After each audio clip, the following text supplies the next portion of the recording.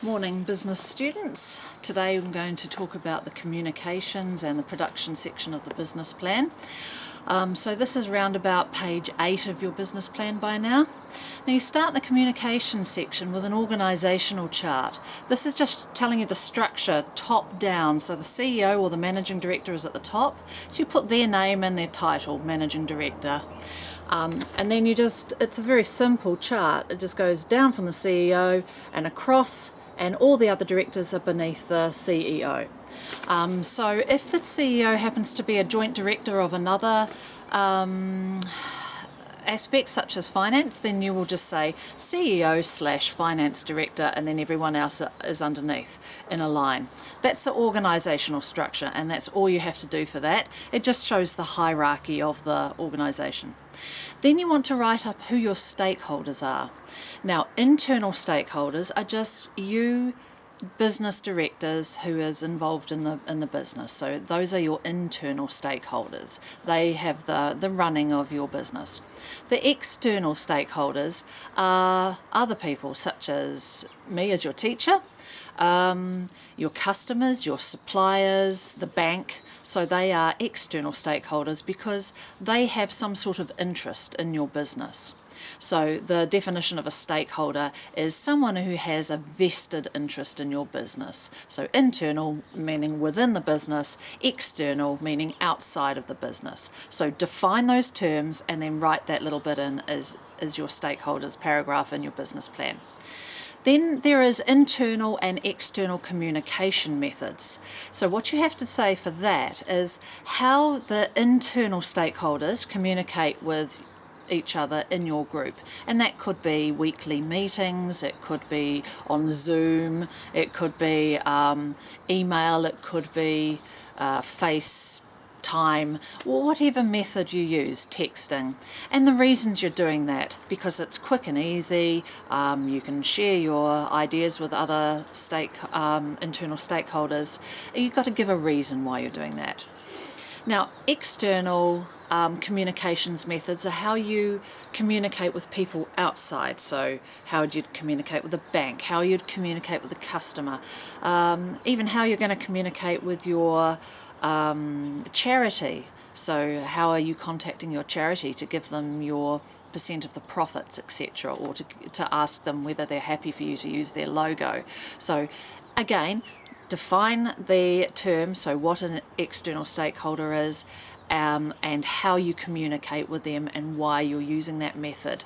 And the reasons for why should be something to do with it's in the best interests of the business, so that everyone understands what's happening and there are no miscommunication problems which can cause issues further down, such as loss of business to your company. So that's basically it for the communications director, apart from the personal bio you're writing up about each director. And that could pretty much go underneath the organisational chart. It's nice to take a little photo, so if you're all wearing the same clothes, that's great, you've got a photo, and then underneath you'll write Maggie is the finance director. She has these skills and these are the tasks she needs to do to be finance director. Therefore, she is well suited to being the finance director in our business because she ticks all those boxes.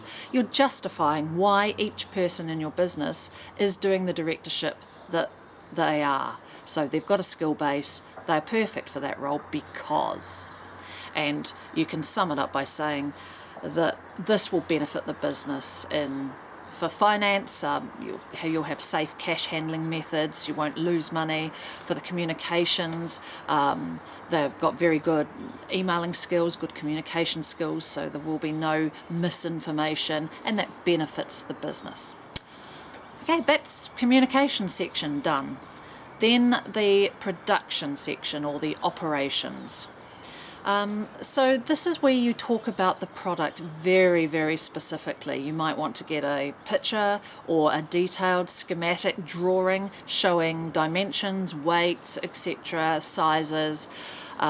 So this is going to be a good introduction. This is our product, this is what it looks like, here are the dimensions, the weights, or etc., exactly what it's going to look like. Then you want a step-by-step production process method. So step 1, you gather the materials together. Step 2, you cut in certain size. Step 3, you sew the corners. Step 4, you turn it inside out. So whatever your production stage is going to look like, try and have a step by step. This is designed for anyone reading the business plan to go, oh, okay, here's a step-by-step method of how they're producing their product. If I follow that, I'll get exactly the same results. Okay, so after that, you talk about the suppliers. So who your suppliers are, why you've chosen them.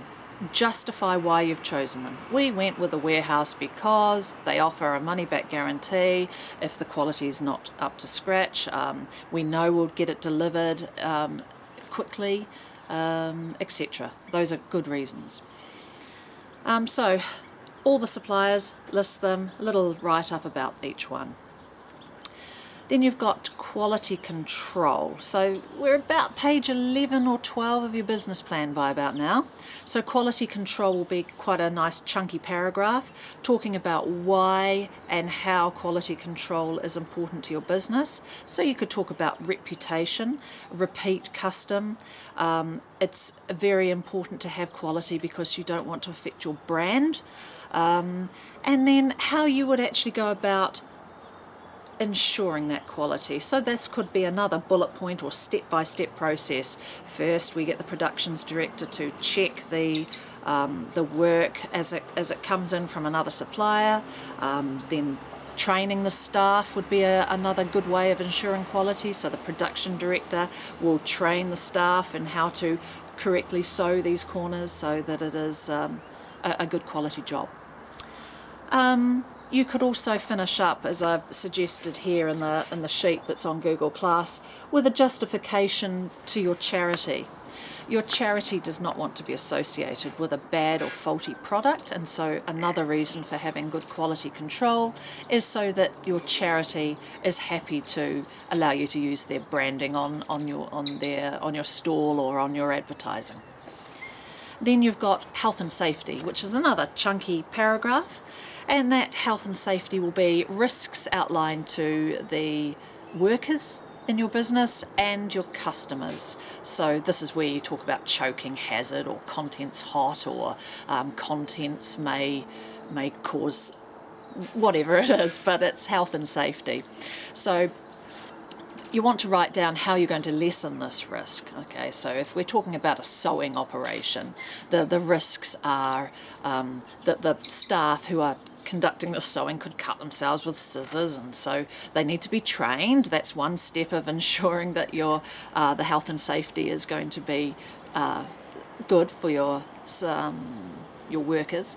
You may have a first aid kit on hand that's dealing with the problem if it does exist. Again, a check to make sure there are no pins left in the garment or whatever it is, so that the customer doesn't get hurt by any foreign objects in the product. And why that's important. Well, obviously, if a customer picks up your product and gets injured from just handling it, this is very bad for your business. The brand, the reputation, they're going to talk to other people, and your business will just spiral down. Not a good look.